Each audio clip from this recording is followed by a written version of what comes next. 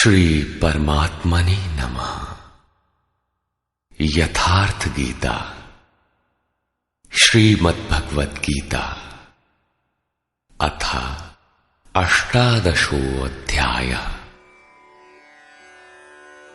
ये गीता का अंतिम अध्याय है, जिसके पूर्वार्ध में योगेश्वर श्री कृष्ण द्वारा प्रस्तुत अनेक प्रश्नों का समाधान है तथा उत्तरार्ध गीता का उपसंहार है कि गीता से लाभ क्या है। 17वें अध्याय में आहार, तप, यज्ञ, दान तथा श्रद्धा का विभाग सहित स्वरूप बताया गया। उसी संदर्भ में त्याग के प्रकार शेष है। अर्जुन ने स्वयं एक प्रश्न रखा कि अर्जुन उवाच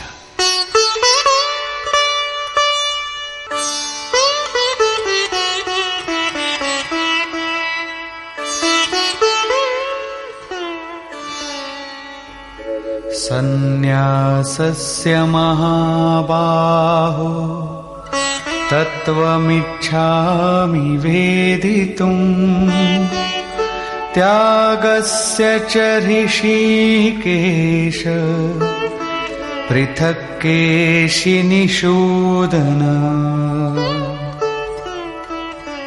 अर्जुन बोला, हे महाबाहो, हे हृदय के सर्वस्व, हे केशनिषूदन, मैं सन्यास और त्याग के यथार्थ स्वरूप को पृथक पृथक जानना चाहता हूं।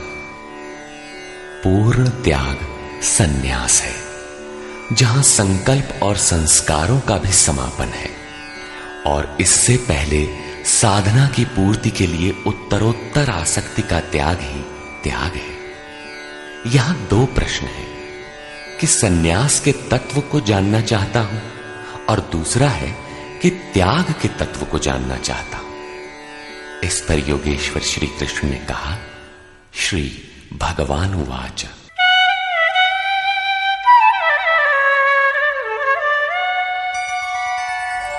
काम्यानां कर्मणां न्यासं सन्न्यासं कवयो विदुः सर्वकर्मफलत्यागम् प्राहुस्त्यागं विचक्षणाः।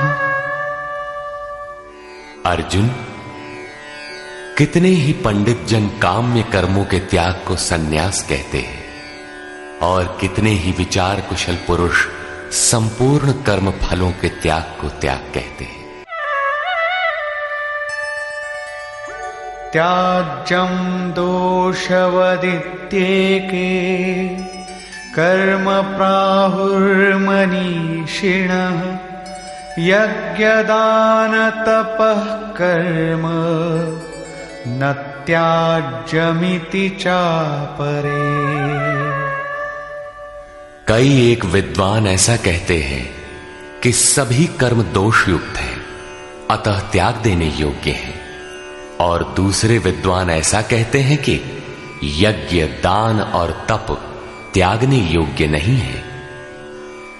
इस प्रकार अनेक मत प्रस्तुत करके योगेश्वर अपना भी निश्चित मत देते हैं।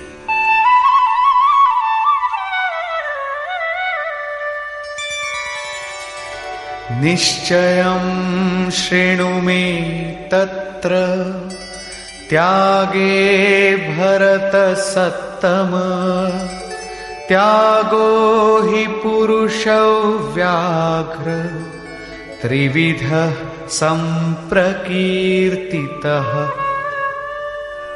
हे अर्जुन, उस त्याग के विषय में तू मेरे निश्चय को सुन। हे पुरुष श्रेष्ठ, वो त्याग 3 प्रकार का कहा गया है।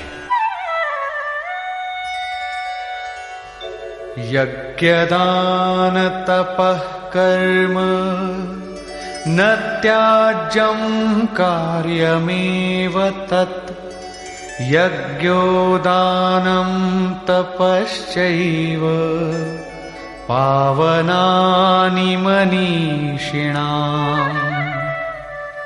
यज्ञ, दान और तप ये 3 प्रकार के कर्म त्यागने योग्य नहीं हैं। इन्हें तो करना ही चाहिए, क्योंकि यज्ञ, दान और तप तीनों ही पुरुषों को पवित्र करने वाले हैं। श्री कृष्ण ने 4 प्रचलित मतों का उल्लेख किया। पहला, काम्य कर्मों का त्याग। दूसरा, संपूर्ण कर्म फलों का त्याग। तीसरा, दोष युक्त होने के कारण सभी कर्मों का त्याग। और चौथा मत था, यज्ञ, दान और तप त्यागने योग्य नहीं है। उनमें से एक मत से अपनी सहमति प्रकट करते हुए कहा कि अर्जुन, मेरा भी यह निश्चित किया हुआ मत है कि यज्ञ, दान और तप रूप क्रिया त्यागने योग्य नहीं है। इससे सिद्ध है कि कृष्ण काल में भी कई मत प्रचलित थे, जिनमें एक यथार्थ था।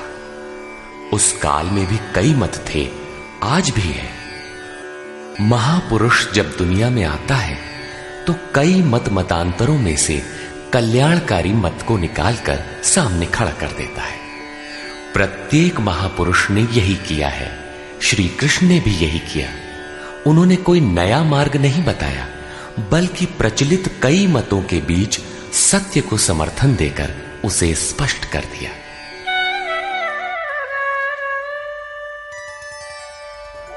एतान्यपि तु कर्माणि संगं त्यक्त्वा फलानि च कर्तव्यानीति मे पार्थ निश्चितं मतमुत्तमम्।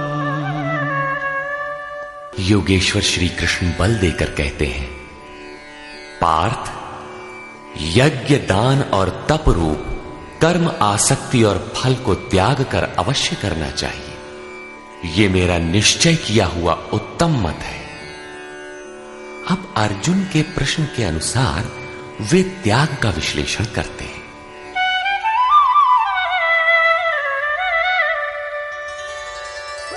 नियतस्य तु सन्न्यासः कर्मणो नोपपद्यते मोहात्तस्य परित्यागस्तामसः परिकीर्तितः। हे अर्जुन, नियत कर्म।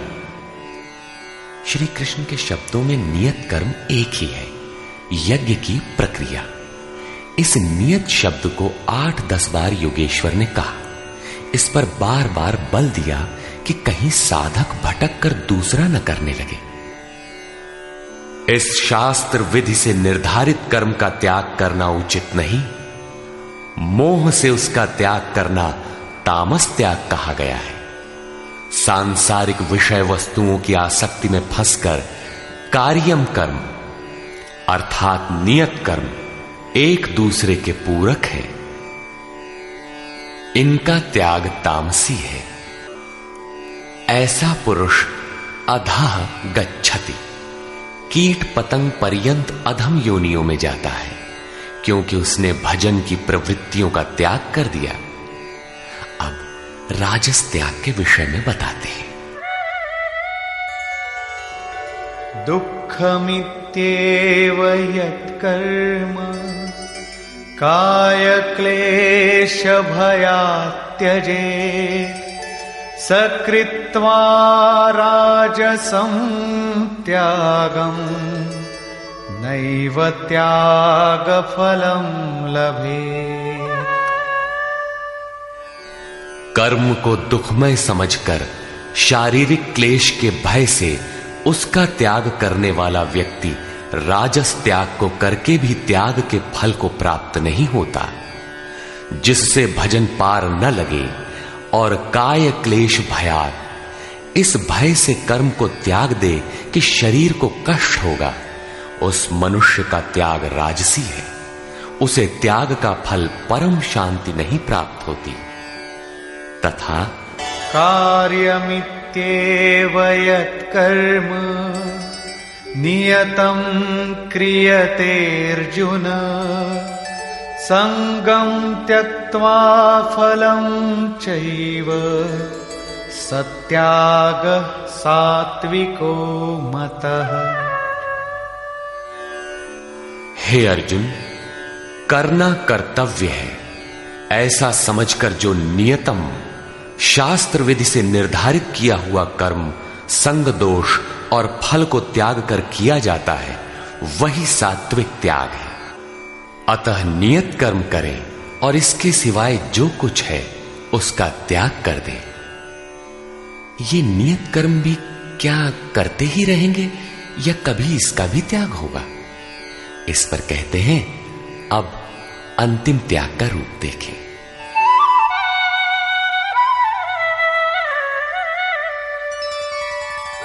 न द्वेष्ट्य कुशलं कर्म कुशलेनानुषज्यते त्यागी सत्वसमाविष्टो मेधावी छिन्न संशयः। हे अर्जुन, जो पुरुष अकुशलम कर्म अर्थात अकल्याणकारी कर्म से, शास्त्र नियत कर्म ही कल्याणकारी है, इसके विरोध में जो कुछ है इसी लोक का बंधन है, इसलिए अकल्याणकारी है, ऐसे कर्मों से द्वेष नहीं करता और अकल्याणकारी कर्म में आसक्त नहीं होता, जो करना था वो भी शेष नहीं है, ऐसा सत्व से संयुक्त पुरुष संशय रहित, ज्ञानवान और त्यागी है। उसने सब कुछ त्यागा है, लेकिन प्राप्ति के साथ वो पूर्ण त्याग ही सन्यास है। हो सकता है और कोई सरल रास्ता हो? इस पर कहते हैं, नहीं। नहि देहभृता शक्यं त्यक्तुं कर्माण्यशेषतः यस्तु कर्मफल त्यागी सत्यागीत्यभिधीयते।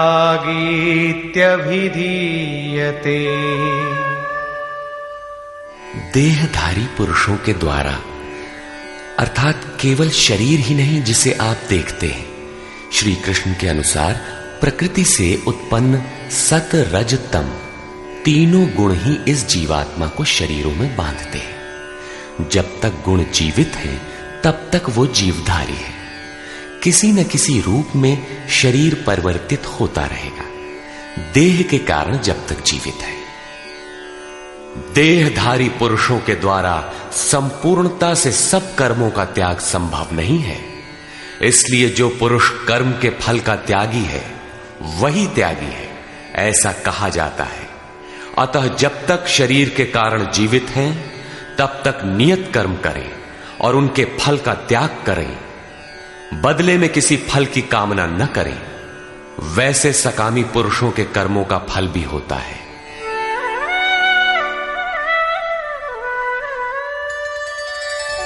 अनिष्टमिष्टं मिश्रञ्च त्रिविधं कर्मणः फलम् भवत्यत्यागिनां प्रीत्य न तु सन्न्यासिनां क्वचित्। सकामी पुरुषों के कर्मों का अच्छा, बुरा और मिला हुआ ऐसा 3 प्रकार का फल मरने के पश्चात भी होता है।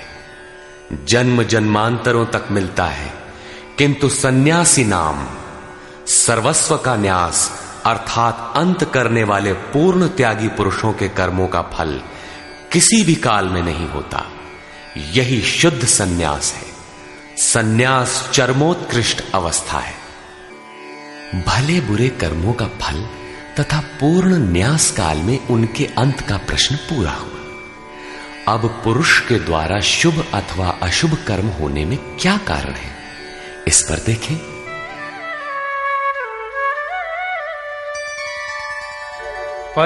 पंचैतानि महाबाहो कारणानि निबोध मे सांख्ये कृतान्ते प्रोक्तानि सिद्धये सर्वकर्मणाम्। हे महाबाहो, संपूर्ण कर्मों की सिद्धि के लिए 5 कारण सांख्य सिद्धांत में कहे गए हैं। उन्हें तू मुझसे भली प्रकार जान। अधिष्ठानं तथा कर्ता करणं च पृथग्विधम् विविधाश्च पृथक् चेष्टा दैवं चैवात्र पंचमम्। इस विषय में कर्ता अर्थात ये मन, पृथक पृथक करण अर्थात जिनके द्वारा किया जाता है, यदि शुभ पार लगता है तो विवेक, वैराग्य, शम, दम, त्याग, अनवरत चिंतन की प्रवृत्तियां करण होंगी। यदि अशुभ पार लगता है तो काम, क्रोध, राग, द्वेष, लिप्सा इत्यादि करण होंगे। इनके द्वारा प्रेरित होंगे नाना प्रकार की न्यारी न्यारी चेष्टाएं अर्थात अनंत इच्छाएं। आधार अर्थात साधन, जिस इच्छा के साथ साधन मिला वही इच्छा पूरी होने लगती है। और 5वां हेतु है दैव अथवा संस्कार। इसकी पुष्टि करते हैं। शरीर वांग मनोभिर्यत् कर्म प्रारभते नरः न्याय्यं वा विपरीतं वा पंचैते तस्य हेतवः। मनुष्य मन, वाणी अथवा शरीर से शास्त्र के अनुसार अथवा विपरीत जो कुछ कर्म आरंभ करता है, उनके ये 5 ही कारण हैं।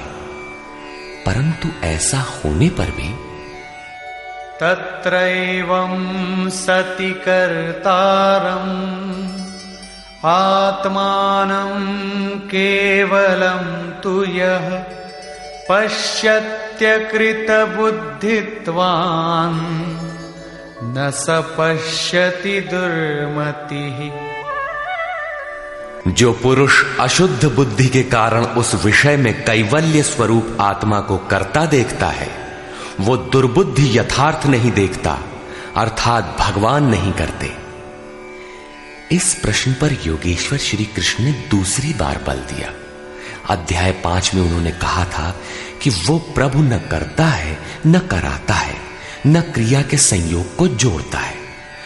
तो लोग कहते क्यों हैं?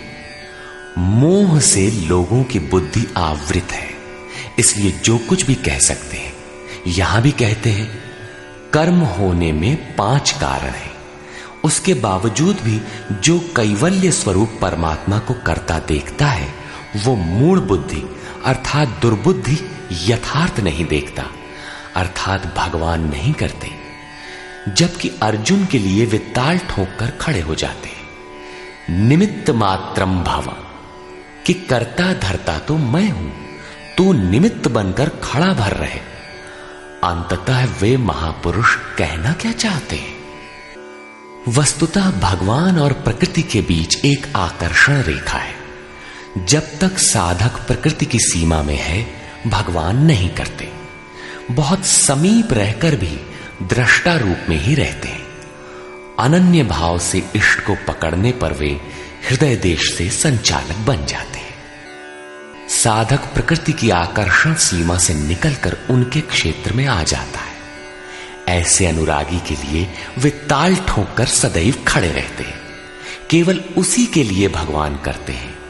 अतः चिंतन करें। प्रश्न पूरा हुआ। आगे देखें। यस्य नाहं कृतो भावो बुद्धिर्यस्य न लिप्यते हत्वापि स इमान् लोकान् न हन्ति न निबध्यते। जिस पुरुष के अंतःकरण में मैं करता हूं ऐसा भाव नहीं है, तथा जिसकी बुद्धि लिपायमान नहीं होती, वो पुरुष इन सब लोगों को मारकर भी वास्तव में न तो मारता है और न बंधता है। लोक संबंधी संस्कारों का विलय ही लोक संहार है। अब उस नियत कर्म की प्रेरणा कैसे होती है, इस पर देखें।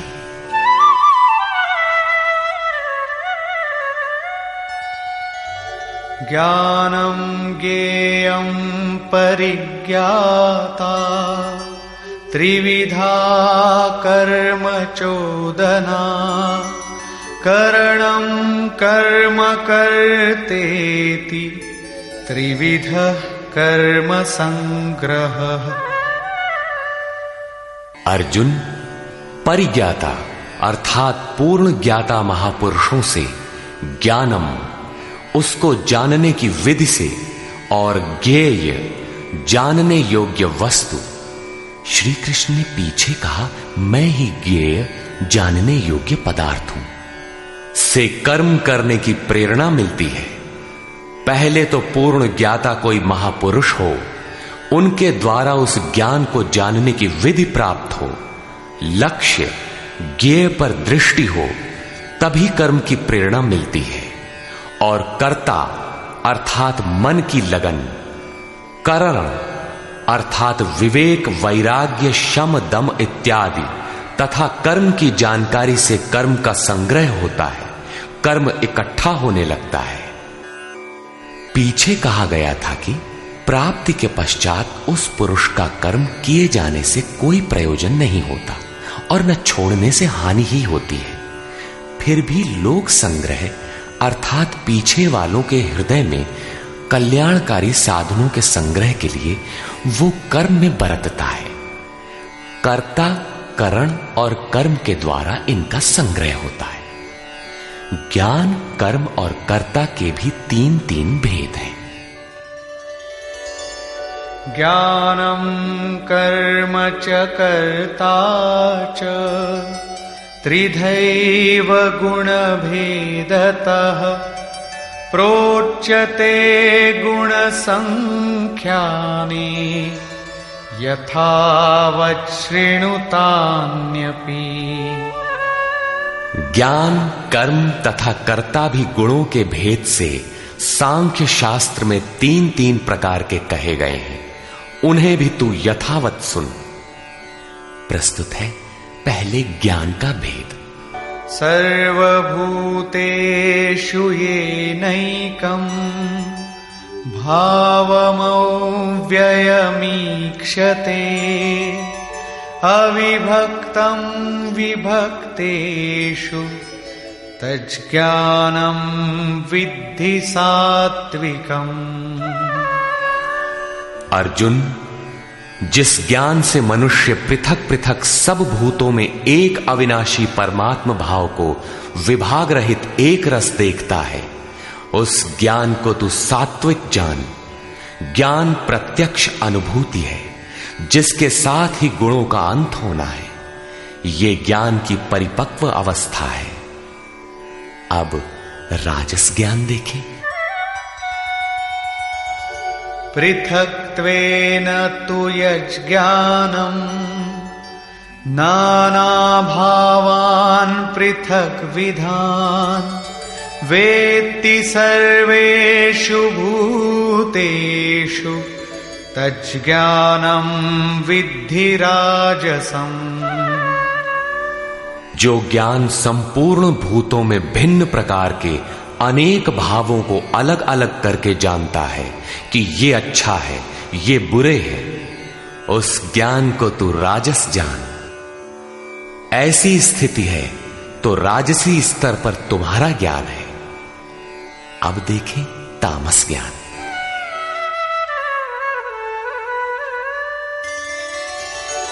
यत्तु कृत्स्नवदेकस्मिन् कार्ये सक्तमहैतुकम् अतत्त्वार्थवदल्पञ्च तत्तामसमुदाहृतम्। जो ज्ञान एकमात्र शरीर में ही संपूर्णता के सदृश आसक्त है, युक्ति रहित अर्थात जिसके पीछे कोई क्रिया नहीं है, तत्व के अर्थ स्वरूप परमात्मा की जानकारी से अलग करने वाला और तुच्छ है, वो ज्ञान तामस कहा जाता है। अब प्रस्तुत है कर्म के 3 भेद।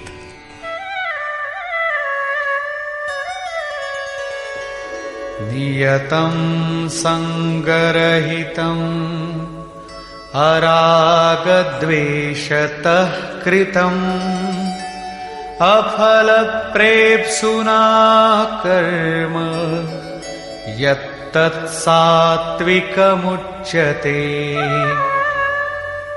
जो कर्म नियतम शास्त्र विधि से निर्धारित है, अन्य नहीं, संग दोष और फल को न चाहने वाले पुरुष द्वारा बिना राग द्वेष के किया जाता है, वो कर्म सात्विक कहा जाता है।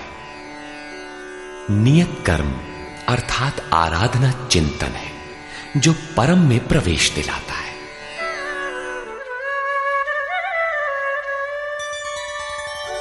यत्तु कामेप्सुना कर्म साहंकारेण वा पुनः क्रियते बहुलायासम् तद्राजसमुदारितम्।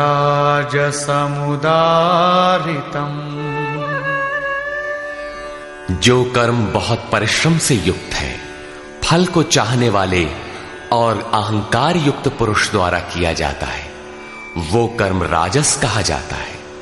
ये पुरुष भी वही नियत कर्म करता है, किंतु अंतर मात्र इतना ही है कि फल की इच्छा और अहंकार से युक्त है, इसलिए उसके द्वारा होने वाले कर्म राजस है। अब देखें तामस।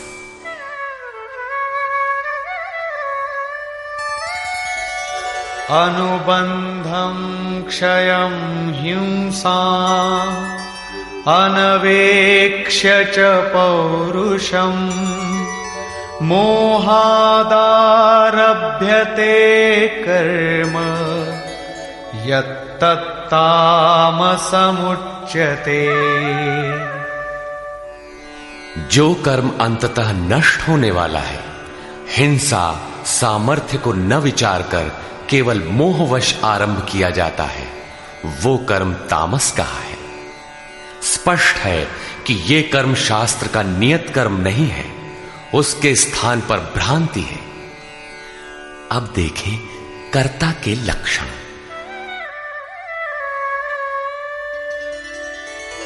मुक्त संगो नहं वादी धृत्युत्साह समन्वितः सिद्ध्य सिद्ध्योर्निर्विकारः कर्ता सात्विक उच्यते। जो कर्ता संग दोष से रहित होकर अहंकार के वचन न बोलने वाला, धैर्य और उत्साह से युक्त होकर कार्य के सिद्ध होने और न होने में हर्ष शोक इत्यादि विकारों से सर्वथा रहित होकर कर्म में अर्थात अहिर्निश प्रवृत्त है, वो कर्ता सात्विक कहा जाता है। यही उत्तम साधक के लक्षण है। कर्म वही है नियत कर्म।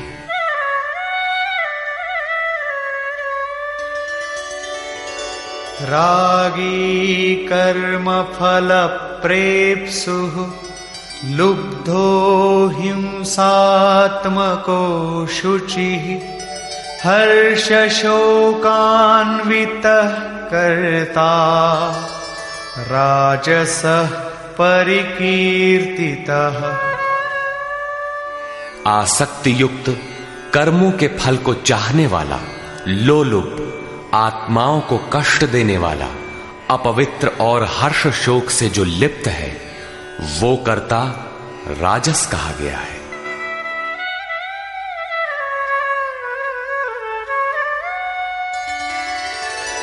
अयुक्तः प्राकृतः स्तब्धः शठो नैष्कृतिकोलसः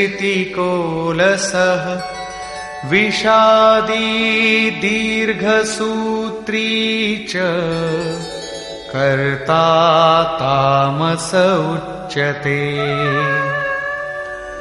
जो चंचल चित्त वाला, असभ्य, घमंडी, धूर्त, दूसरे के कार्यों में बाधा पहुंचाने वाला, शोक करने के स्वभाव वाला, आलसी और दीर्घ सूत्री है कि फिर कर लेंगे, वो कर्ता तामस कहा जाता है।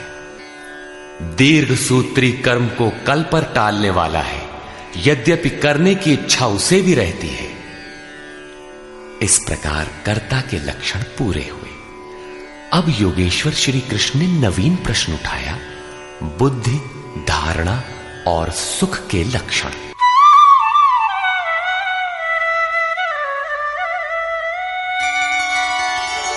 बुद्धेर्भेदं धृतेश्चैव गुणतस्त्रिविधं शृणु प्रोच्यमानमशेषेण पृथक्त्वेन धनंजय। धनंजय, बुद्धि और धारणा शक्ति का भी गुणों के कारण 3 प्रकार का भेद संपूर्णता से विभाग पूर्वक मुझसे सुन।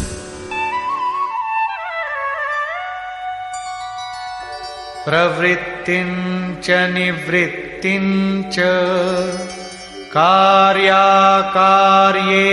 भयाभये बन्धं मोक्षञ्च या वेत्ति बुद्धि सा पार्थ सात्विकी। पार्थ, प्रवृत्ति और निवृत्ति को, कर्तव्य और अकर्तव्य को, भय और अभय को तथा बंधन और मोक्ष को जो बुद्धि यथार्थ जानती है, वो बुद्धि सात्विकी है। अर्थात परमात्म पथ, आवागमन पथ दोनों की भली प्रकार जानकारी सात्विक बुद्धि है। यथा यया धर्ममधर्मञ्च कार्यं चाकार्यमेव च अयथावत् प्रजानाति बुद्धिः सा पार्थ राजसी। पार्थ, जिस बुद्धि द्वारा मनुष्य धर्म और अधर्म को तथा कर्तव्य और अकर्तव्य को भी यथावत नहीं जानता, अधूरा जानता है, वो बुद्धि राजसी है। अब तामसी बुद्धि का स्वरूप देखें।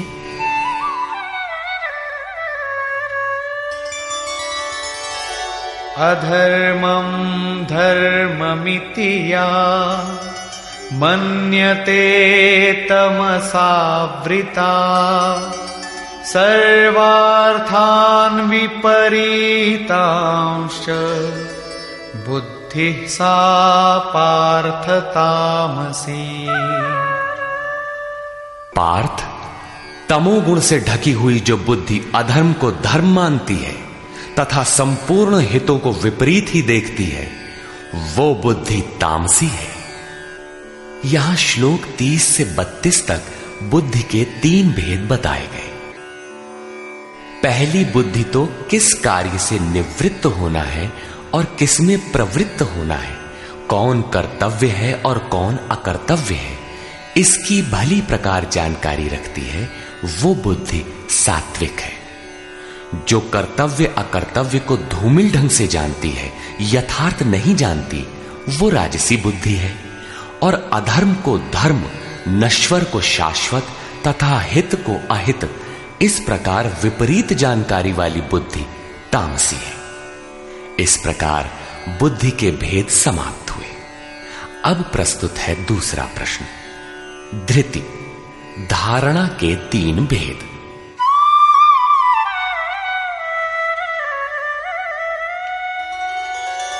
धृत्यायया धारयते मनः प्राणेन्द्रिय क्रिया योगेनाव्यभिचारिण्या धृतिः सा पार्थ सात्विकी। योगेन, यौगिक प्रक्रिया के द्वारा अव्यभिचारिणी, योग चिंतन के अलावा दूसरे किसी स्फुरण का आना व्यभिचार है। चित्त का बहक जाना व्यभिचार है। अतः ऐसी अव्यभिचारिणी धारणा से मनुष्य मन प्राण और इंद्रियों की क्रिया को जो धारण करता है, वो धारणा सात्विकी है। अर्थात मन, प्राण और इंद्रियों को इष्ट की दिशा में मोड़ना ही सात्विक धारणा है। तथा यया तु धर्म कामार्थान् धृत्या धारयतेऽर्जुन प्रसंगेन फलाकांक्षी धृतिः सा पार्थ राजसी। हे पार्थ, फल की इच्छा वाला मनुष्य अति आसक्ति से जिस धारणा के द्वारा केवल धर्म, अर्थ और काम को धारण करता है, अर्थात मोक्ष को नहीं, वो धारणा राजसी है। इस धारणा में भी लक्ष्य वही है, केवल कामना करता है, जो कुछ करता है उसके बदले में चाहता है। अब तामसी धारणा के लक्षण देखें।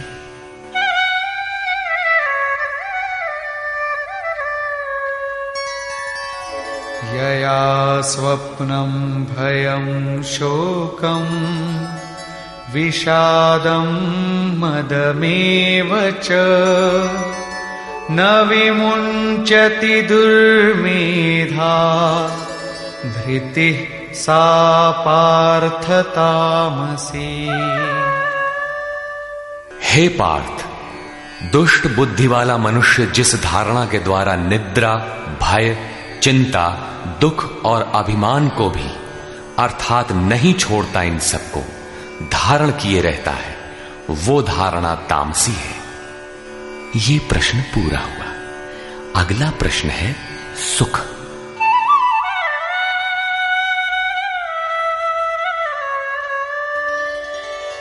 सुखं त्विदानीं त्रिविधं शृणु मे भरतर्षभ अभ्यासाद्रमते यत्र दुःखान्तं च निगच्छति। अर्जुन, अब सुख भी 3 प्रकार का मुझसे सुन। उनमें से जिस सुख में साधक अभ्यास से रमण करता है, अर्थात चित्त को समेटकर इष्ट में रमण करता है, और जो दुखों का अंत करने वाला है, तथा यत्तदग्रे विषमिव परिणामे मृतोपमम् तत्सुखं सात्विकं प्रोक्तम् आत्मबुद्धि प्रसादजम्।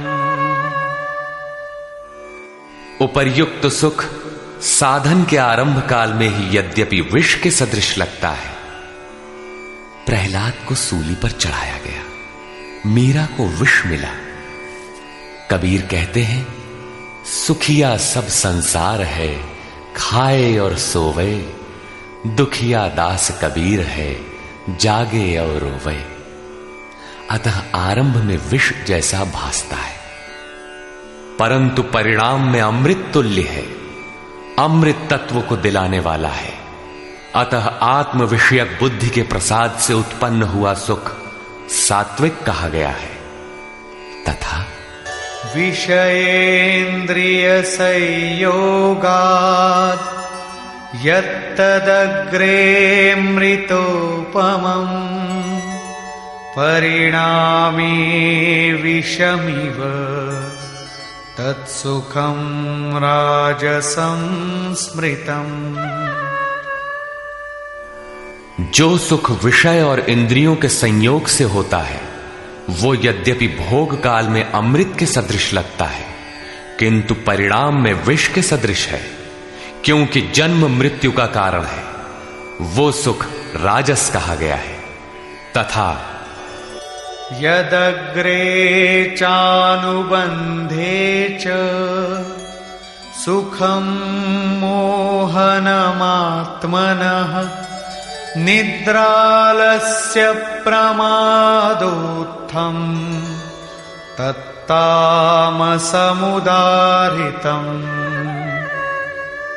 जो सुख भोग काल और परिणाम में भी आत्मा को मोह में डालने वाला है, निद्रा या निशा सर्वभूतानाम, जगत की निशा में अचेत रखने वाला है। आलस्य और व्यर्थ की चेष्टाओं से उत्पन्न वो सुख तामस कहा गया है। अब योगेश्वर श्री कृष्ण गुणों की पहुंच बताते हैं। न तदस्ति पृथिव्यां वा दिवि देवेषु वा पुनः सत्वं प्रकृतिजैर्मुक्तम् यदेभिः स्यात् त्रिभिर्गुणैः। अर्जुन, पृथ्वी में, स्वर्ग में अथवा देवताओं में ऐसा कोई भी प्राणी नहीं जो प्रकृति से उत्पन्न हुए तीनों गुणों से रहित हो, अर्थात ब्रह्मा से लेकर कीट पतंग यावन मात्र जगत क्षणभंगुर मरने जीने वाला है, तीनों गुणों के अंतर्गत है। अर्थात देवता भी तीनों गुणों का विकार है, नश्वर है। यहां वाय देवताओं को योगेश्वर ने चौथी बार लिया।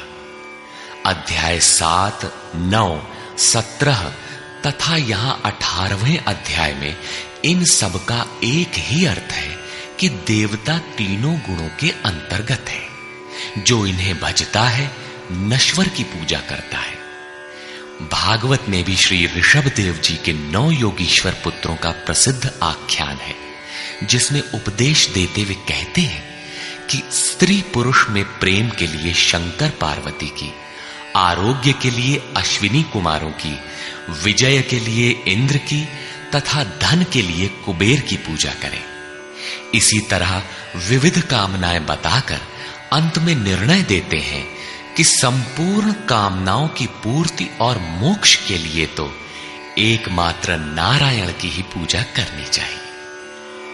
तुलसी मूलहि सींचिए, फूलई फलई अघाई। अस्तु सर्वव्यापक प्रभु का स्मरण करें, जिसकी पूर्ति के लिए सद्गुरु की शरण, निष्कपट भाव से प्रश्न और सेवा एकमात्र उपाय है।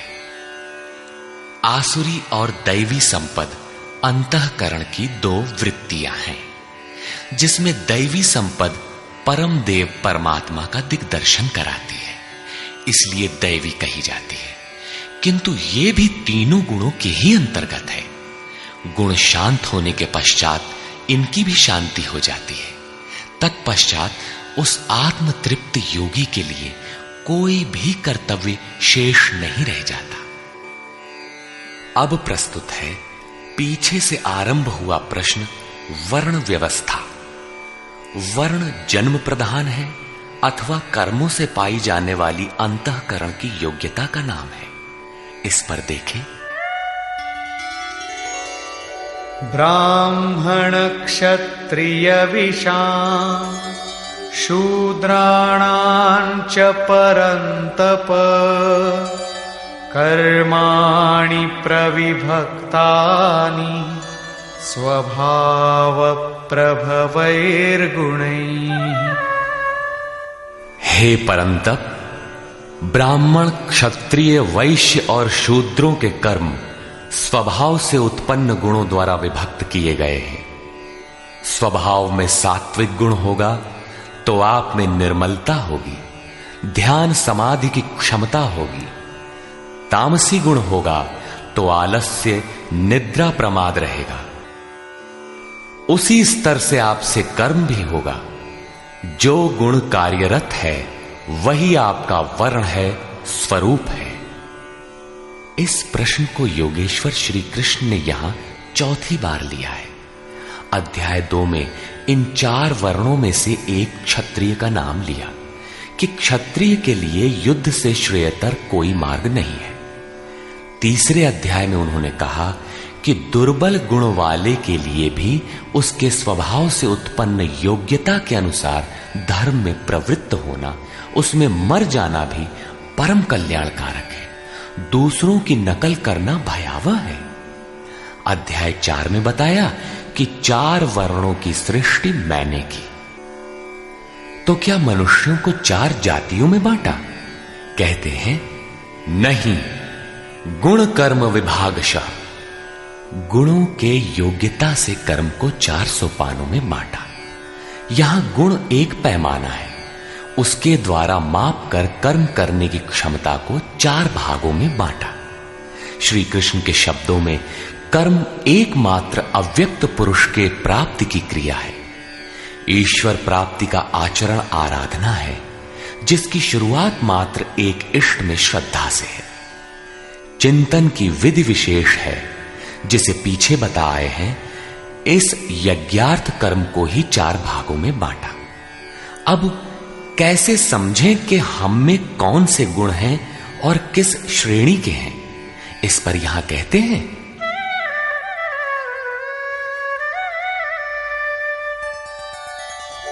शमो दमस्तपः शौचम् क्षान्तिरार्जवमेव च ज्ञानं विज्ञानमास्तिक्यम् ब्रह्म कर्म स्वभावजम्।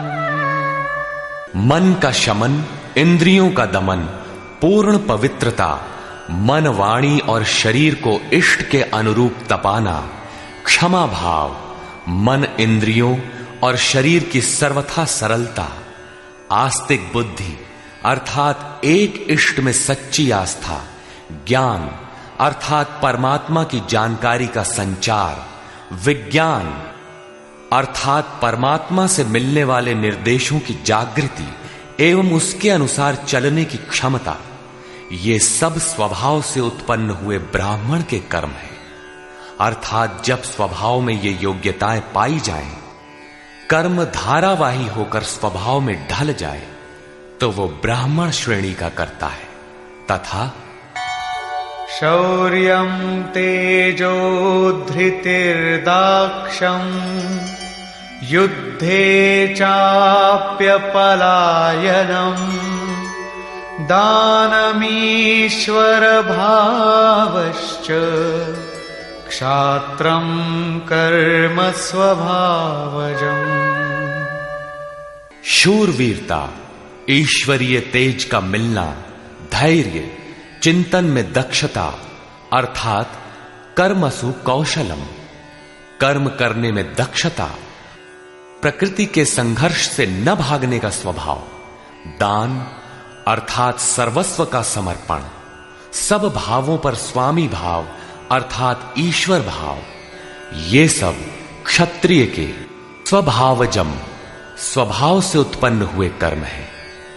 स्वभाव में ये योग्यताएं पाई जाती हैं तो वो कर्ता क्षत्रिय है। अब प्रस्तुत है वैश्य तथा शूद्र का स्वरूप।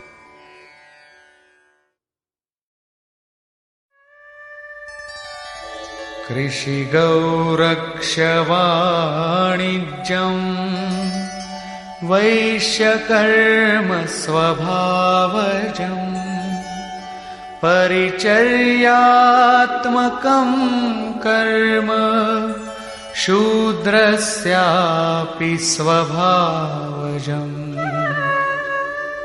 कृषि, गोरक्षा और व्यवसाय वैश्य के स्वभावजन्य कर्म है। गोपालन ही क्यों, भैंस को मार डालें, बकरी न रखें, ऐसा कुछ नहीं है। सुदूर वैदिक वाडहमय में गो शब्द अंतःकरण एवं इंद्रियों के लिए प्रचलित था। गोरक्षा का अर्थ है इंद्रियों की रक्षा। विवेक, वैराग्य, शम, दम के द्वारा इंद्रियां सुरक्षित होती हैं। काम, क्रोध, लोभ, मोह के द्वारा ये विभक्त हो जाती हैं, क्षीण हो जाती हैं। आत्मिक संपत्ति ही स्थिर संपत्ति है। ये अपना निज धन है, जो एक बार साथ हो जाने पर सदैव साथ देती है। प्रकृति के द्वंद्वों में से उनका शनैः शनैः संग्रह करना व्यवसाय है। विद्याधनम सर्वधन प्रधानम, इसे अर्जित करना वाणिज्य है। खेती? शरीर ही एक क्षेत्र है। इसके अंतराल में बोया हुआ बीज संस्कार रूप में भला बुरा जमता है। अर्जुन, इस निष्काम कर्म में बीज अर्थात आरंभ का नाश नहीं होता। परम तत्व के चिंतन का जो बीज इस क्षेत्र में पड़ा है, उसे सुरक्षित रखते हुए इसमें आने वाले विजातीय विकारों का निराकरण करते जाना खेती है। अपने से उन्नत अवस्था वाले, प्राप्ति वाले गुरुजनों की सेवा करना शूद्र का स्वभावजन्य कर्म है। शूद्र का अर्थ नीच नहीं, अपितु अल्पज्ञ है। निम्न श्रेणी का साधक ही शूद्र है। प्रवेशिका श्रेणी का वो साधक परिचर्या से ही आरंभ करे। स्वभाव परिवर्तनशील है। स्वभाव के परिवर्तन के साथ वर्ण परिवर्तन हो जाता है। वस्तुतः ये वर्ण अति उत्तम, उत्तम, मध्यम और निकृष्ट 4 अवस्थाएं हैं। कर्म पथ पर चलने वाले साधकों की ऊंची नीची 4 सीढ़ियां हैं, क्योंकि कर्म एक ही है, नियत कर्म।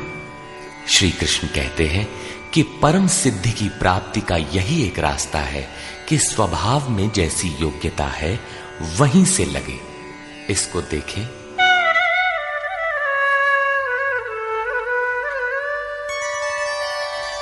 स्वे स्वे कर्मण्यभिरतः संसिद्धिं लभते नरः स्वकर्मनिरतः सिद्धिं यथा विन्दति तच्छृणु।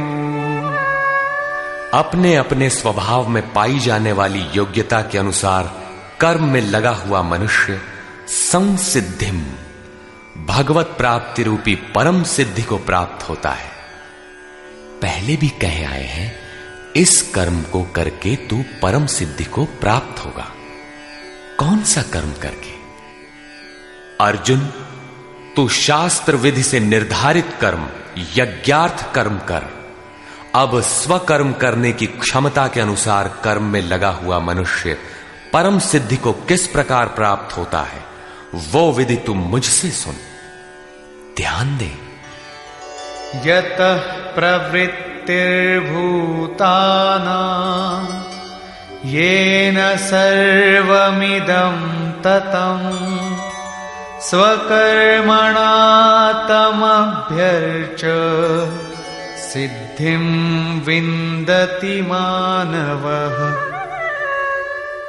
जिस परमात्मा से सब भूतों की उत्पत्ति हुई, जिससे ये संपूर्ण जगत व्याप्त है, उस परमेश्वर को स्वकर्मणा, अपने स्वभाव से उत्पन्न हुए कर्म के द्वारा अर्चन कर परम सिद्धि को प्राप्त होता है। अतः परमात्मा की भावना और परमात्मा का ही सर्वांगीण अर्चन और क्रमशः चलना आवश्यक है। जैसे कोई बड़ी कक्षा में बैठ जाए तो छोटी भी खो देगा और बड़ी तो मिलेगी ही नहीं। अतः इस कर्म पथ पर सोपानशः चलने का विधान है। जैसे अध्याय 18 के 6 श्लोक में। इसी पर पुनः बल देते हुए कहते हैं कि आप अल्पज्ञ ही क्यों ना हो, वहीं से आरंभ करें। वो विधि है परमात्मा के प्रति समर्पण।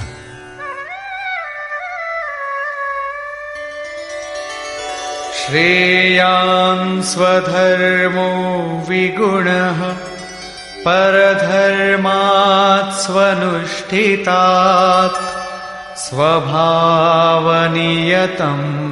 कर्म कुर्वन्नाप्नोति किल्बिषम्। अच्छी प्रकार अनुष्ठान किए हुए दूसरे के धर्म से गुण रहित भी स्वधर्म परम कल्याणकारक है। स्वभाव नियतम, स्वभाव से निर्धारित किया हुआ कर्म करता हुआ मनुष्य पाप अर्थात आवागमन को प्राप्त नहीं होता। प्रायः साधकों को उच्चाटन होने लगता है कि हम सेवा करते ही रहेंगे, वे तो ध्यानस्थ हैं, अच्छे गुणों के कारण उनका सम्मान है। तुरंत वे नकल करने लगते हैं।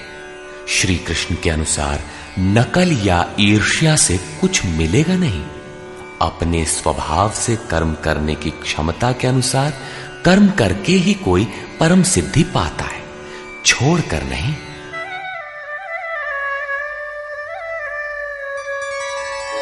सहजं कर्म कौन्तेय सदोषमपि न त्यजेत्। सर्वारम्भा हि दोषेण धूमेनाग्निरिवावृताः। कौन्तेय, दोष युक्त अल्पज्ञ अवस्था वाला है तो सिद्ध है कि अभी दोषों का बाहुल्य है। ऐसा दोष युक्त भी सहजम कर्म, स्वभाव से उत्पन्न सहज कर्म को नहीं त्यागना चाहिए, क्योंकि धुएं से अग्नि के सदृश सभी कर्म किसी न किसी दोष से आवृत्त हैं। ब्राह्मण श्रेणी ही सही, कर्म तो करना पड़ रहा है। स्थिति नहीं मिली तब तक दोष विद्यमान है, प्रकृति का आवरण विद्यमान है। दोषों का अंत वहां होगा जहां ब्राह्मण श्रेणी का कर्म भी ब्रह्म में प्रवेश के साथ विलय हो जाता है।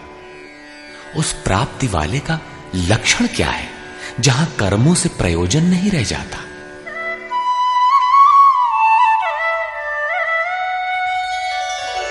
असक्त बुद्धि सर्वत्र जितात्मा विगत स्पृहः।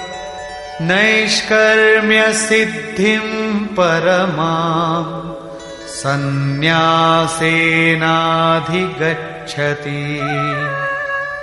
सर्वत्र आसक्ति से रहित बुद्धि वाला, स्पृहा से सर्वथा रहित, जीते हुए अंतःकरण वाला पुरुष सन्यासी नाम सर्वस्व के न्यास की अवस्था में परम नैष्कर्म्य की सिद्धि को प्राप्त होता है। यहां सन्यास और परम नैष्कर्म्य सिद्धि पर्याय है। यहां सांख्य योगी वहीं पहुंचता है जहां की निष्काम कर्मयोगी। ये उपलब्धि दोनों मार्गियों के लिए समान है। अब परम नैष्कर्म्य सिद्धि को प्राप्त हुआ पुरुष जैसे ब्रह्म को प्राप्त होता है, उसका संक्षेप में चित्रण करते हैं।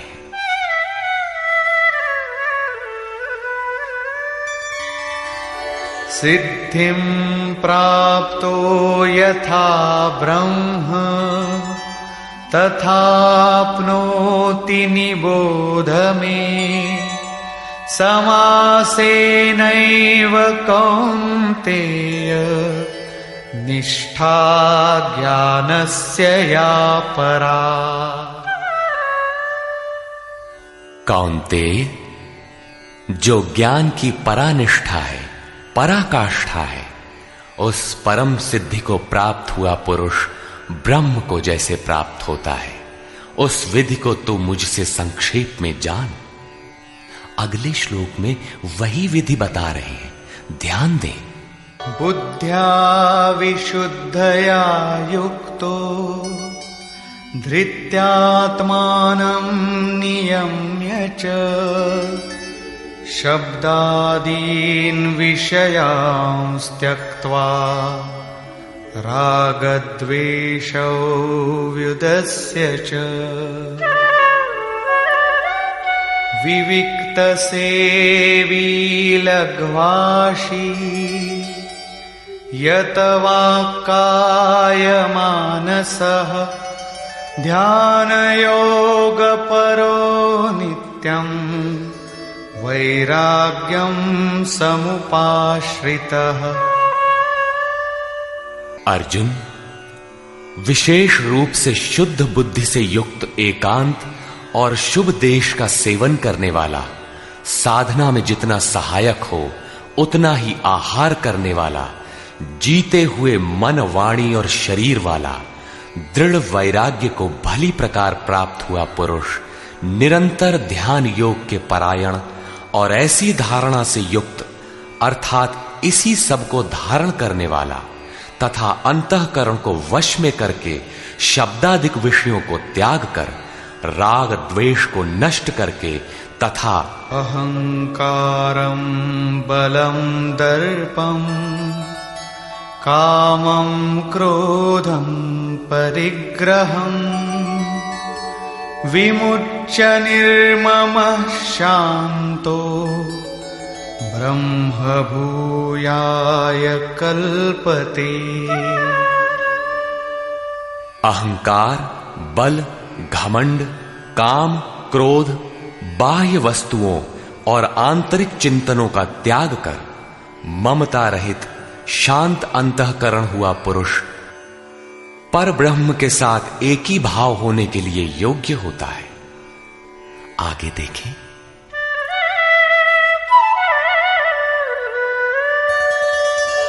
ब्रह्मभूतः प्रसन्नात्मा न शोचति न काङ्क्षति समः सर्वेषु भूतेषु मद्भक्तिं लभते पराम्।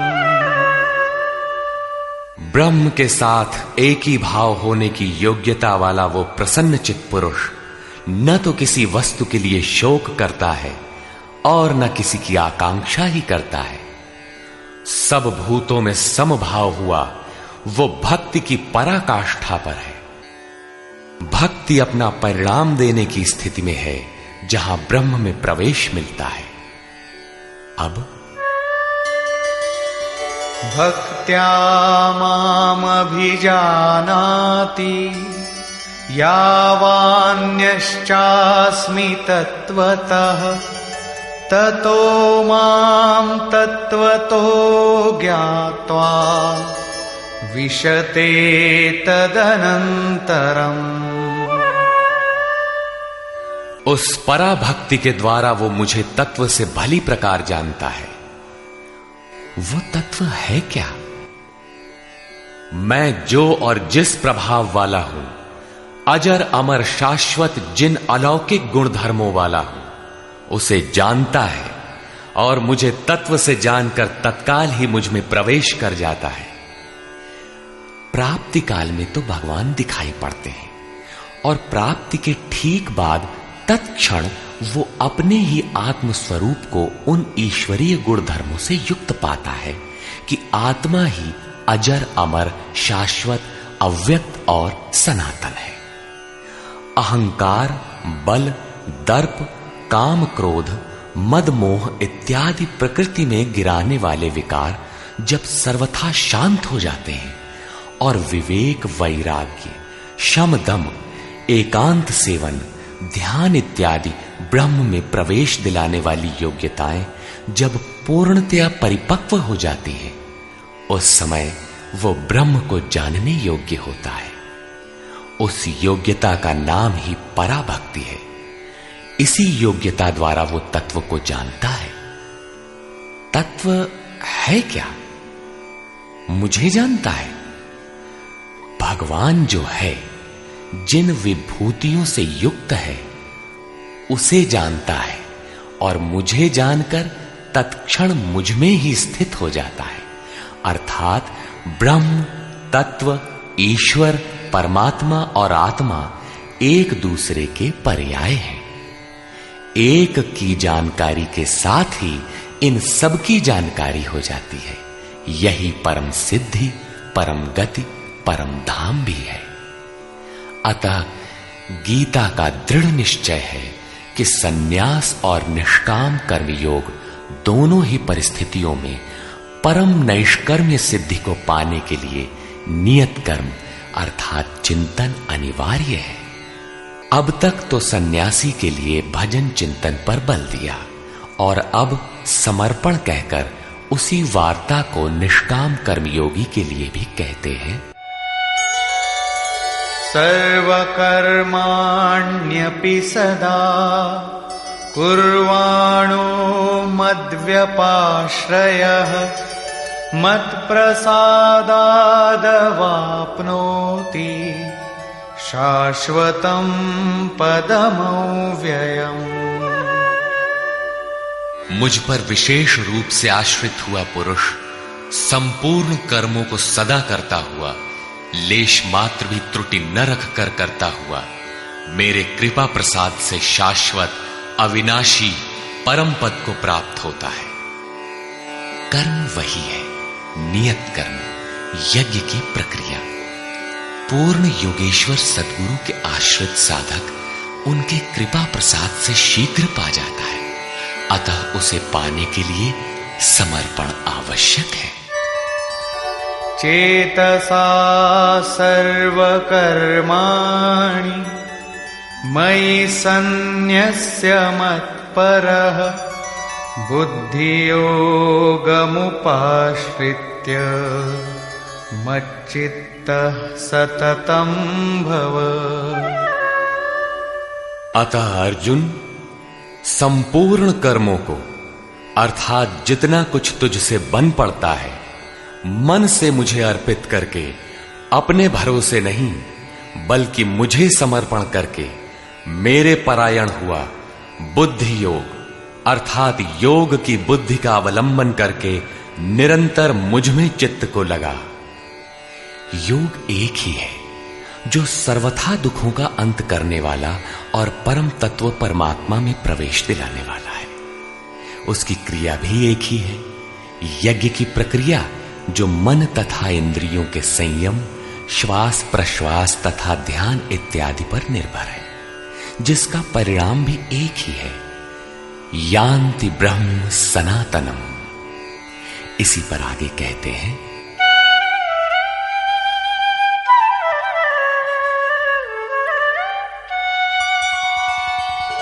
मच्चित्तः सर्वदुर्गाणि मत्प्रसादात् तरिष्यसि अथ चेत्त्वमहङ्कारात् न श्रोष्यसि विनङ्क्ष्यसि। इस प्रकार मुझ में निरंतर चित्त को लगाने वाला होकर तू मेरी कृपा से मन और इंद्रियों के संपूर्ण दुर्गों को अनायास ही तर जाएगा। इंद्रिन द्वार झरोखा नाना, तह तह सुर बैठे करी थाना। आवत देखहि विषय वयारी, ते हठि देहि कपाट उघारी। ये ही दुर्जय दुर्ग है, मेरी कृपा से तू इन बाधाओं का अतिक्रमण कर जाएगा, किंतु अहंकारवश यदि तू मेरे वचनों को नहीं सुनेगा तो विनष्ट हो जाएगा, परमार्थ से च्युत हो जाएगा। पुनः इसी पर बल देते हैं, यदहंकारमाश्रित्य न योत्स्य इति मन्यसे मिथ्यैष व्यवसायस्ते प्रकृतिस्त्वां नियोक्ष्यति। जो तू अहंकार का आश्रय लेकर ऐसा मानता है कि युद्ध नहीं करूंगा, तो ये तेरा निश्चय मिथ्या है, क्योंकि तेरा स्वभाव तुझे बलात् युद्ध में लगा देगा। स्वभावजेन कौन्तेय निबद्ध स्वेन कर्मणा कर्तुं नेच्छसि यन्मोहात् करिष्यस्य वशोऽपि तत्। कौन्तेय, मोहवश तू जिस कर्म को नहीं करना चाहता उसको भी अपने स्वभाव से उत्पन्न हुए कर्म से बंधा हुआ परवश होकर करेगा। प्रकृति के संघर्ष से न भागने का तुम्हारा क्षत्रिय श्रेणी का स्वभाव तुम्हें बरबस कर्म में लगाएगा। प्रश्न पूरा हुआ। अब वो ईश्वर रहता कहां है, इस पर कहते हैं, ईश्वरः सर्वभूतानां हृद्देशेऽर्जुन तिष्ठति भ्रामयन् सर्वभूतानि यन्त्रारूढानि मायया। अर्जुन, वो ईश्वर संपूर्ण भूत प्राणियों के हृदय देश में निवास करता है। इतना समीप है तो लोग जानते क्यों नहीं? माया रूपी यंत्र में आरूढ़ होकर सब लोग भ्रमवश चक्कर लगाते ही रहते हैं, इसलिए नहीं जानते। ये यंत्र बड़ा बाधक है जो बार बार नश्वर कलेवरों अर्थात शरीरों में घुमाता रहता है। तो शरण किसकी लें? तमेव शरणं गच्छ सर्वभावेन भारत, तत्प्रसादात् परां शान्तिं स्थानं प्राप्स्यसि शाश्वतम्। इसलिए हे भारत, संपूर्ण भाव से उस ईश्वर की जो हृदय देश में स्थित है अनन्य शरण को प्राप्त हो। उनके कृपा प्रसाद से तू परम शांति शाश्वत परम धाम को प्राप्त होगा। अतः ध्यान करना है तो हृदय देश में करें। ईश्वर का निवास स्थान हृदय है। भागवत के चतुश्लोकी गीता का सारांश भी यही है कि वैसे तो मैं सर्वत्र हूं, किंतु प्राप्त होता हूं तो हृदय देश में ध्यान करने से ही। इति ते ज्ञानमाख्यातम् गुह्याद्गुह्यतरं मया, विमृश्यैतदशेषेण यथेच्छसि तथा कुरु। इस प्रकार बस इतना ही गोपनीय से भी अति गोपनीय ज्ञान मैंने तेरे लिए कहा है। इस विधि से संपूर्ण रूप से विचार कर, फिर तू जैसा चाहता है वैसा कर। सत्य यही है, शोध की स्थली यही है, प्राप्ति की स्थली भी यही है। किंतु हृदय स्थित ईश्वर दिखाई नहीं देता, इस पर उपाय बताते हैं।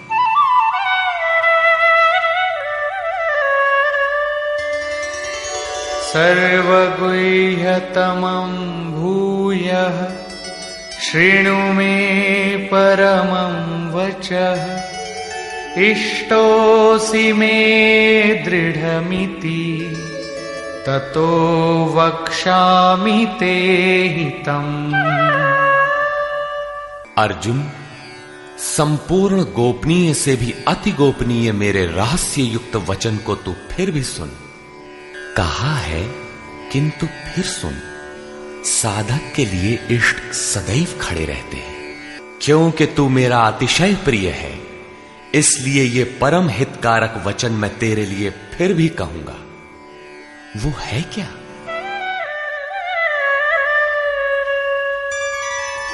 मन्मना भव मद्भक्तो मद्याजी मां नमस्कुरु, मामे वैष्यसि सत्यं ते प्रतिजाने प्रियोऽसि मे। अर्जुन, तू मेरे में ही अनन्य मन वाला हो, मेरा अनन्य भक्त हो, मेरे प्रति श्रद्धा से पूर्ण हो, मेरे समर्पण में अश्रुपात होने लगे। मेरे को ही नमन कर। ऐसा करने से तू मेरे को ही प्राप्त होगा। ये मैं तेरे लिए सत्य प्रतिज्ञा करके कहता हूं, क्योंकि तू मेरा अत्यंत प्रिय है। पीछे बताया ईश्वर हृदय देश में है, उसकी शरण में जा। यहां कहते हैं मेरी शरण आ। ये अति गोपनीय रहस्य युक्त वचन सुन कि मेरी शरण आओ।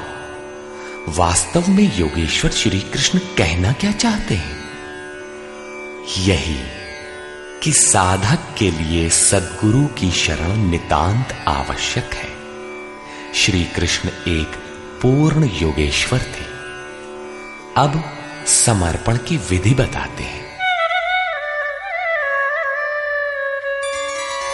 सर्वधर्मान् परित्यज्य मामेकं शरणं व्रज अहं त्वा सर्वपापेभ्यो मोक्षयिष्यामि मा शुचः। संपूर्ण धर्मों को त्याग कर, अर्थात मैं ब्राह्मण श्रेणी का करता हूं या शूद्र श्रेणी का, क्षत्रिय हूं अथवा वैश्य, इसके विचार को त्याग कर केवल एक मेरी अनन्य शरण को प्राप्त हो। मैं तुझे संपूर्ण पापों से मुक्त करा दूंगा। तू शोक मत कर। इन सब ब्राह्मण क्षत्रिय इत्यादि वर्णों का विचार न कर कि इस कर्म पथ में किस स्तर का हूं। जो अनन्य भाव से शरण हो जाता है, सिवाय इष्ट के अन्य किसी को नहीं देखता, उसके क्रमशः वर्ण परिवर्तन, उत्थान तथा पूर्ण पापों से निवृत्ति अर्थात मोक्ष की जिम्मेदारी वो इष्ट सद्गुरु स्वयं अपने हाथों में ले लेते हैं। प्रत्येक महापुरुष ने यही कहा। शास्त्र जब लिखने में आ जाता है तो लगता है कि यह सबके लिए है, किंतु है वस्तुतः श्रद्धावान के लिए ही। अर्जुन अधिकारी था, अतः उसे बल देकर कहा। अब योगेश्वर स्वयं निर्णय देते हैं कि इसके अधिकारी कौन है। इदन्ते न तपस्काय न भक्ताय कदाचन न चाशुश्रूषवे वाच्यं न च मां योऽभ्यसूयति। अर्जुन, इस प्रकार तेरे हित के लिए कहे हुए इस गीता के उपदेश को किसी काल में भूल कर भी न तो तप रहित मनुष्य के प्रति कहना चाहिए, न भक्ति रहित के प्रति कहना चाहिए, न बिना सुनने की इच्छा वाले के प्रति कहना चाहिए। और जो मेरी निंदा करता है, ये दोष है, वो दोष है, इस प्रकार झूठी आलोचना करता है, उसके प्रति भी नहीं कहना चाहिए। महापुरुष ही तो थे जिनके समक्ष स्तुतिकर्ताओं के साथ साथ कतिपय निंदक भी रहे होंगे। इनसे तो नहीं कहना चाहिए, किंतु प्रश्न स्वाभाविक है कि कहा किससे जाए। इस पर देखें।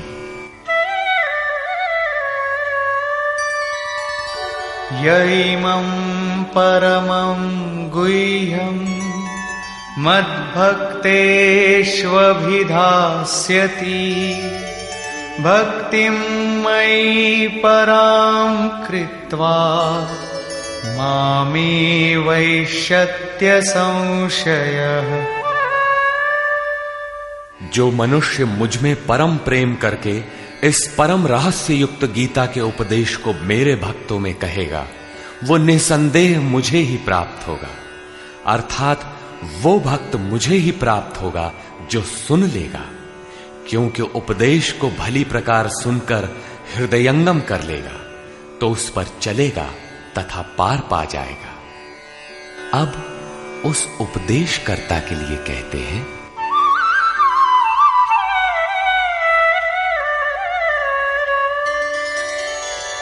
न च तस्मान् मनुष्येषु कश्चिन्मे प्रियकृत्तमः भविता न च मे तस्माद् अन्यः प्रियतरो भुवि।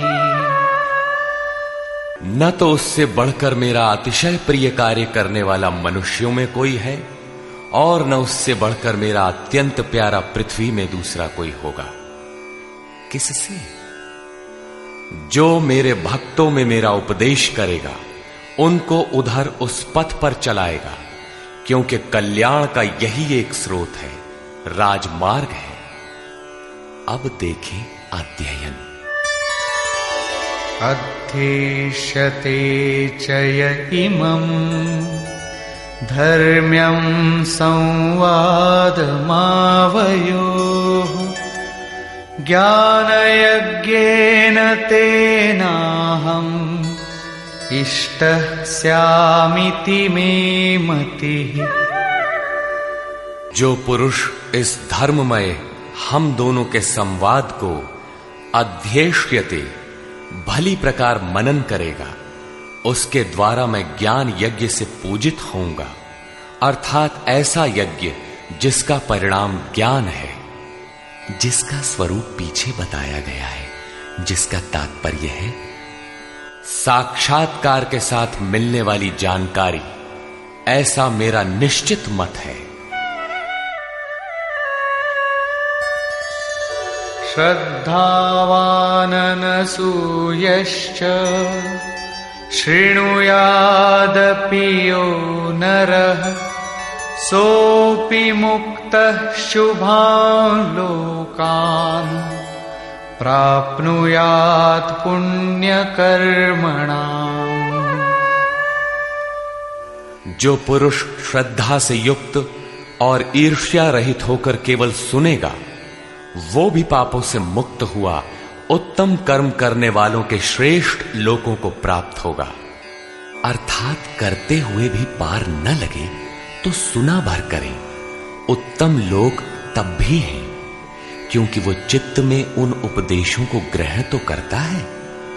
यहां 67 से 71 तक 5 श्लोकों में भगवान श्री कृष्ण ने यह बताया कि गीता का उपदेश अनाधिकारियों को नहीं कहना चाहिए, किंतु जो श्रद्धावान हैं उनसे अवश्य कहना चाहिए। जो सुनेगा वो भक्त मुझे प्राप्त होगा, क्योंकि अति गोपनीय कथा को सुनकर पुरुष चलने लगता है।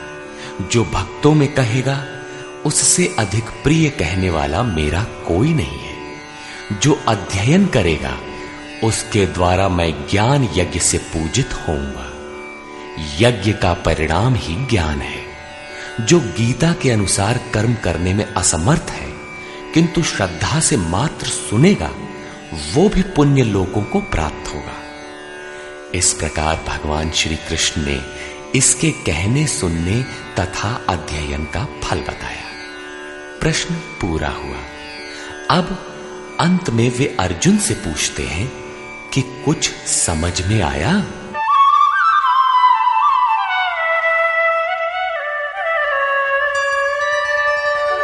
कच्चिदेतच्छ्रितं पार्थ त्वयैकाग्रेण चेतसा कच्चिदज्ञानसम्मोहः प्रनष्टस्ते धनञ्जय।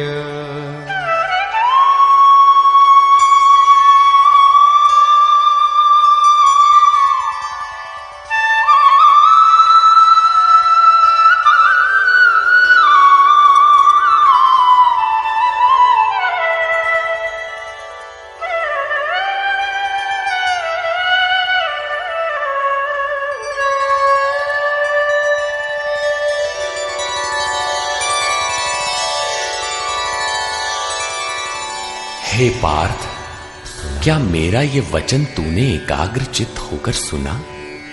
क्या तेरा अज्ञान से उत्पन्न मोह नष्ट हुआ? इस पर अर्जुन बोला, अर्जुना उवाच।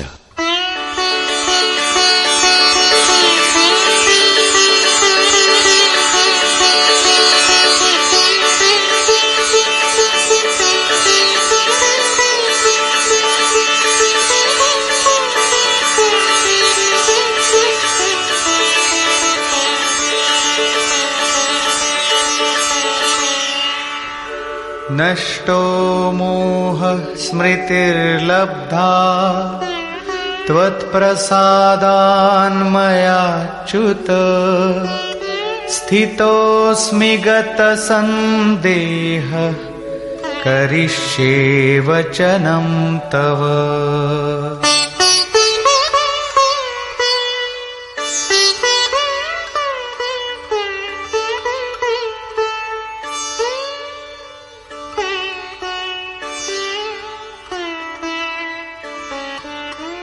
अच्युत अर्थात जो सत्य से कभी च्युत नहीं होते।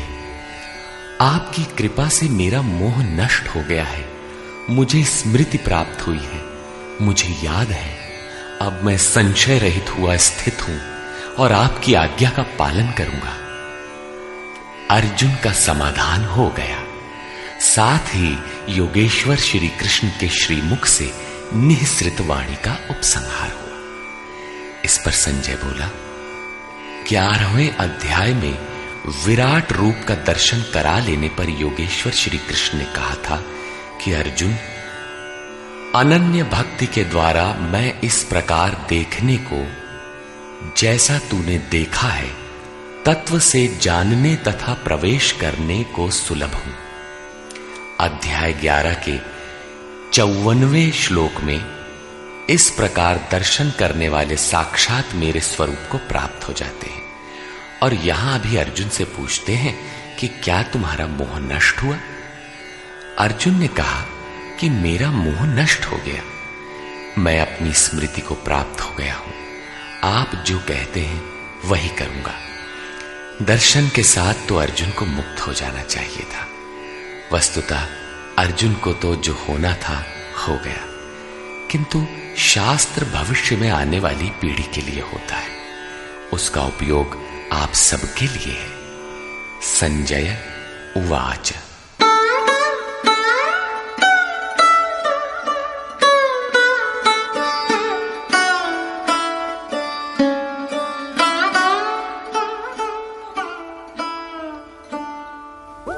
इत्यहं वासुदेवस्य पार्थस्य च महात्मनः संवादमिममश्रौषम् अद्भुतं रोमहर्षणम्। इस प्रकार मैंने वासुदेव और महात्मा अर्जुन, अर्थात अर्जुन एक महात्मा है, योगी है, साधक है, न कि कोई धनुर्धर जो मारने के लिए खड़ा हो। अतः महात्मा अर्जुन के इस विलक्षण और रोमांचकारी संवाद को सुना। आप में सुनने की क्षमता कैसे आई? आगे कहते हैं, व्यासप्रसादाच्छ्रितवान् एतद्गुह्यमहं परम् योगं योगेश्वरात् कृष्णात् साक्षात् कथयतः स्वयं। श्री व्यास जी की कृपा से, उनकी दी हुई दृष्टि से मैंने इस परम गोपनीय योग को साक्षात कहते हुए स्वयं योगेश्वर श्री कृष्ण से सुना है। संजय श्री कृष्ण को योगेश्वर मानता है। जो स्वयं योगी हो और दूसरों को भी योग प्रदान करने की क्षमता रखता हो, वो योगेश्वर है। राजन् संस्मृत्य संस्मृत्य संवादमिममद्भुतम् केशवार्जुनयोः पुण्यम् हृष्यामि च मुहुर्मुहुः। हे राजन धृतराष्ट्र, केशव और अर्जुन के इस परम कल्याणकारक और अद्भुत संवाद को पुनः स्मरण करके मैं बारंबार हर्षित हो रहा हूं। अतः इस संवाद को सदैव स्मरण करना चाहिए और इसी स्मृति से प्रसन्न रहना चाहिए। अब उनके स्वरूप का स्मरण कर संजय कहते हैं,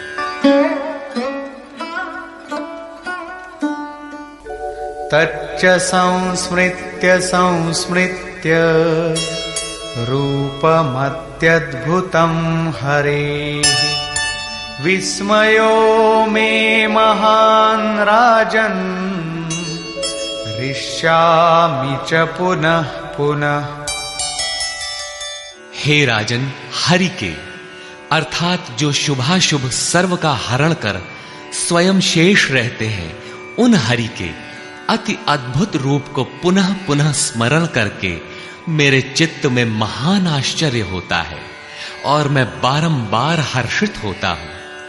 इष्ट का स्वरूप बार बार स्मरण करने की वस्तु है। अंत में संजय निर्णय देते हैं,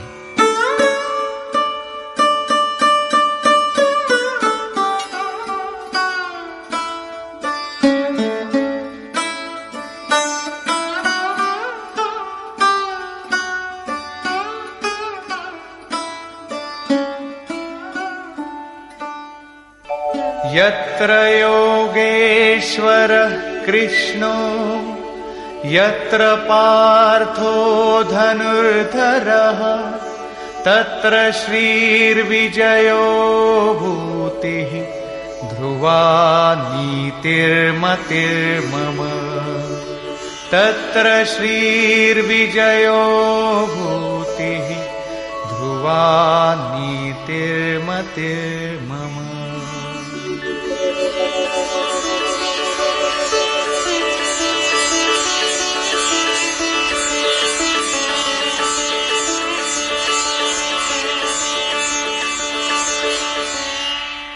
राजन, जहां योगेश्वर श्री कृष्ण और धनुर्धर अर्जुन अर्थात ध्यान ही धनुष है, इंद्रियों की दृढ़ता ही गांडीव है, अर्थात स्थिरता के साथ ध्यान धरने वाला महात्मा अर्जुन है, वहीं पर श्री ऐश्वर्य विजय जिसके पीछे हार नहीं है, ईश्वरीय विभूति और चल संसार में अचल रहने वाली नीति है, ऐसा मेरा मत है।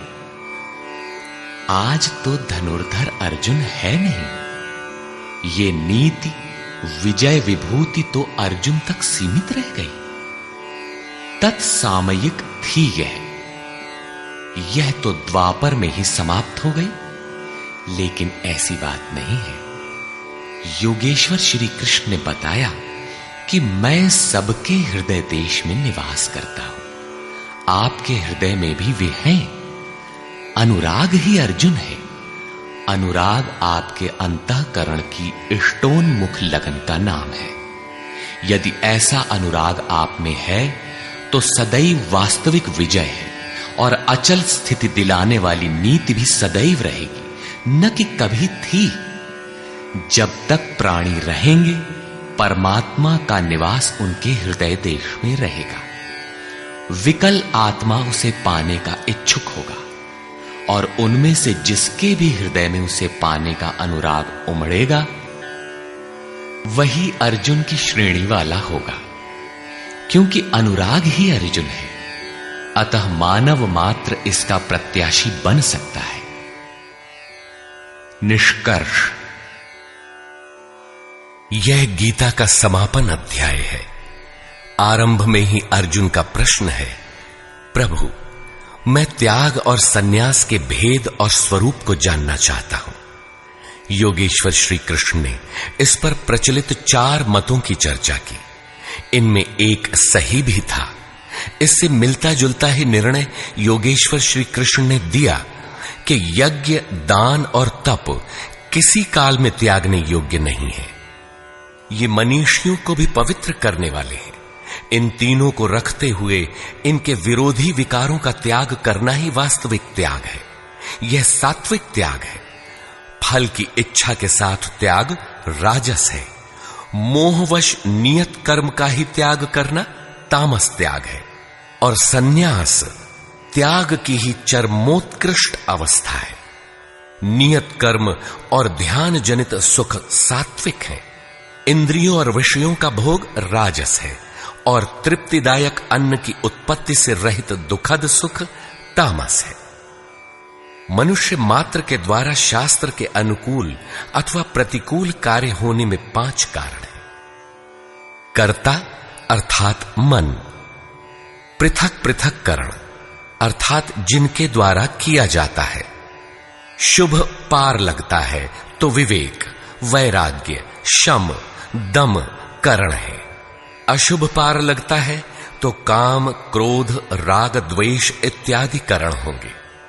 नाना प्रकार की इच्छाएं अर्थात इच्छाएं अनंत हैं, सब पूर्ण नहीं हो सकती। केवल वह इच्छा पूर्ण होती है जिसके साथ आधार मिल जाता है। चौथा कारण है आधार अर्थात साधन। और 5वां हेतु है दैव अर्थात प्रारब्ध या संस्कार।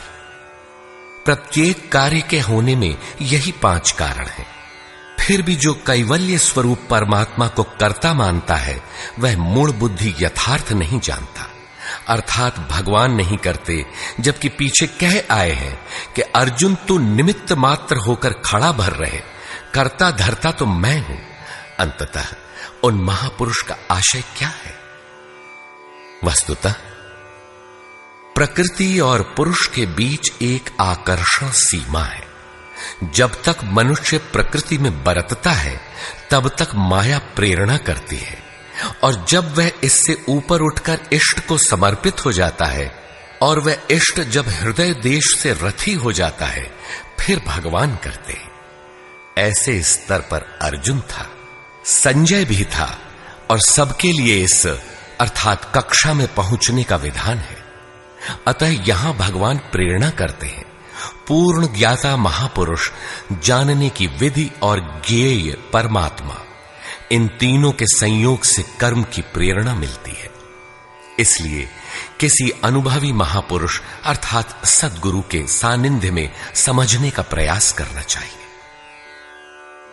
वर्ण व्यवस्था के प्रश्न को चौथी बार लेते हुए योगेश्वर श्री कृष्ण ने बताया कि इंद्रियों का दमन, मन का शमन, एकाग्रता, शरीर, वाणी और मन को इष्ट के अनुरूप तपाना, ईश्वरीय जानकारी का संचार, ईश्वरीय निर्देशन पर चलने की क्षमता इत्यादि ब्रह्म में प्रवेश दिलाने वाली योग्यताएं ब्राह्मण श्रेणी के कर्म है। शौर्य, पीछे न हटने का स्वभाव, सब भावों पर स्वामी भाव, कर्म में प्रवृत्त होने की दक्षता क्षत्रिय श्रेणी का कर्म है। इंद्रियों का संरक्षण, आत्मिक संपत्ति का संवर्धन इत्यादि वैश्य श्रेणी के कर्म है, और परिचर्या शूद्र श्रेणी का कर्म है। शूद्र का अर्थ है अल्पज्ञ। अल्पज्ञ साधक जो नियत कर्म चिंतन में 2 घंटे बैठकर 10 मिनट भी अपने पक्ष में नहीं पाता। शरीर अवश्य बैठा है, लेकिन जिस मन को टिकना चाहिए वह तो हवा से बातें कर रहा है। ऐसे साधक का कल्याण कैसे हो?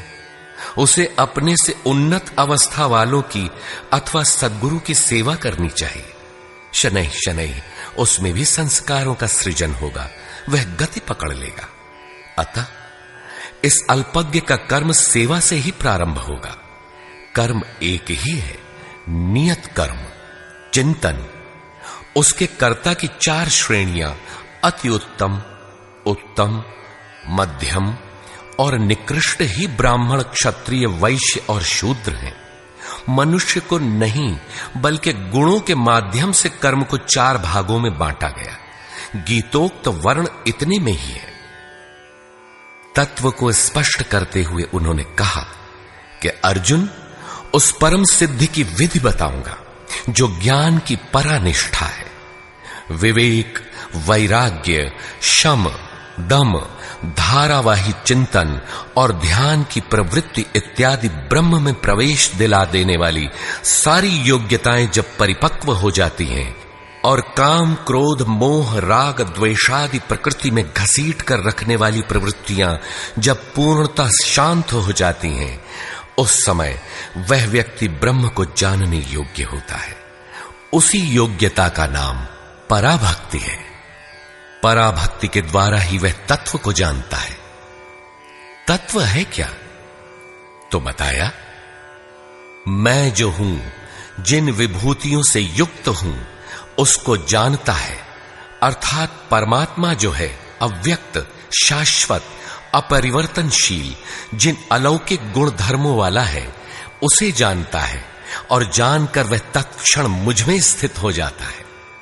अतः तत्व है परम तत्व, न कि 5 या 25 तत्व। प्राप्ति के साथ आत्मा उसी स्वरूप में स्थित हो जाता है, उन्हीं गुण धर्मों से युक्त हो जाता है। ईश्वर का निवास बताते हुए योगेश्वर श्री कृष्ण ने कहा, अर्जुन, वह ईश्वर संपूर्ण भूतों के हृदय देश में निवास करता है, किंतु माया रूपी यंत्र में आरूढ़ होकर लोग भटक रहे हैं, इसलिए नहीं जानते। अतः अर्जुन, तू हृदय में स्थित उस ईश्वर की शरण जा। इससे भी गोपनीय एक रहस्य और है कि संपूर्ण धर्मों की चिंता छोड़कर तू मेरी शरण में आ, तू मुझे प्राप्त होगा। यह रहस्य अनाधिकारी से नहीं कहना चाहिए, जो भक्त नहीं है उससे नहीं कहना चाहिए, लेकिन जो भक्त है उससे अवश्य कहना चाहिए। उससे दुराव रखें तो उसका कल्याण कैसे होगा? अंत में योगेश्वर श्री कृष्ण ने पूछा, अर्जुन, मैंने जो कुछ कहा उसे तूने भली प्रकार सुना, समझा? तुम्हारा मोह नष्ट हुआ कि नहीं? अर्जुन ने कहा, भगवान, मेरा मोह नष्ट हो गया है। मैं अपनी स्मृति को प्राप्त हो गया हूं। आप जो कुछ कहते हैं वही सत्य है और अब मैं वही करूंगा। संजय, जिसने इन दोनों के संवाद को भली प्रकार सुना है, अपना निर्णय देता है कि श्री कृष्ण महायोगेश्वर और अर्जुन एक महात्मा है। उनका संवाद बारंबार स्मरण कर वह हर्षित हो रहा है, अतः इसका स्मरण करते रहना चाहिए। उन हरि के रूप को याद करके भी वह बारंबार हर्षित होता है, अतः बारंबार स्वरूप का स्मरण करते रहना चाहिए। ध्यान करते रहना चाहिए। जहां योगेश्वर श्री कृष्ण हैं और जहां महात्मा अर्जुन हैं, वहीं श्री है। विजय, विभूति और ध्रुव नीति भी वही है। सृष्टि की नीतियां आज हैं तो कल बदलेंगी। ध्रुव तो एकमात्र परमात्मा है। उसमें प्रवेश दिलाने वाली नीति ध्रुव नीति भी वही है। यदि श्री कृष्ण और अर्जुन को द्वापर कालीन व्यक्ति विशेष मान लिया जाए, तब तो आज न अर्जुन है और न श्री कृष्ण। आपको न विजय मिलनी चाहिए और न विभूति, तब तो गीता आपके लिए व्यर्थ है। लेकिन नहीं, श्री कृष्ण एक योगी थे। अनुराग से पूरित हृदय वाला महात्मा ही अर्जुन है। ये सदैव रहते हैं और रहेंगे। श्री कृष्ण ने अपना परिचय देते हुए कहा कि मैं हूं तो अव्यक्त, लेकिन जिस भाव को प्राप्त हूं वह ईश्वर सबके हृदय देश में निवास करता है। वह सदैव है और रहेगा। सबको उसकी शरण जाना है। शरण जाने वाला ही महात्मा है, अनुरागी है, और अनुराग ही अर्जुन है। इसके लिए किसी स्थित प्रज्ञ महापुरुष की शरण जाना नितांत आवश्यक है, क्योंकि वही इसके प्रेरक हैं। इस अध्याय में सन्यास का स्वरूप स्पष्ट किया गया कि सर्वस्व का न्यास ही सन्यास है। केवल बाना धारण कर लेना सन्यास नहीं है, बल्कि इसके साथ एकांत का सेवन करते हुए नियत कर्म में अपनी शक्ति समझकर अथवा समर्पण के साथ सतत प्रयत्न अपरिहार्य है। प्राप्ति के साथ संपूर्ण कर्मों का त्याग ही सन्यास है, जो मोक्ष का पर्याय है। यही सन्यास की पराकाष्ठा है। अतः ओम तत्सदिति श्रीमद्भगवद गीतासूपनिषत्सु ब्रह्म विद्यायाम योग शास्त्रे श्री कृष्ण अर्जुन संवादे सन्यास योगो नाम 18 अध्यायः। इस प्रकार स्वामी अड़गड़ानंद कृत श्रीमद्भगवद गीता के भाष्य यथार्थ गीता का 18वां अध्याय पूर्ण होता है।